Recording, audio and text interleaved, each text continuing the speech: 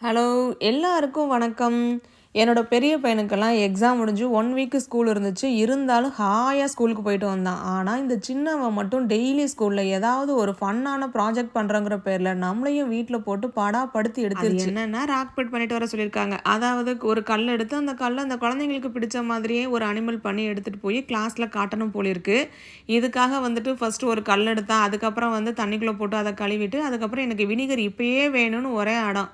சரி அப்படின்னு சொல்லிட்டு யூடியூப்பை பார்த்து ஒரு ஹோம்மேடு வினிகரை ரெடி பண்ணியாச்சு.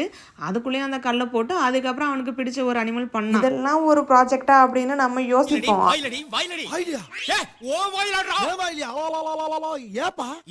ஆனா 1975ல கேரிங்கிற ஒரு பர்சன் வந்துட்டு இந்த மாதிரி ஒரு கல் எடுத்து இதை நீங்க வீட்டில் கொண்டுட்டு போய் பெட்டு மாதிரி வளர்த்துக்கோங்க, வளர்த்தீங்கன்னா செலவெல்லாம் கம்மி அப்படின்னு சொல்லி வித்தே வந்து மில்லியனர் ஆயிருக்காரு.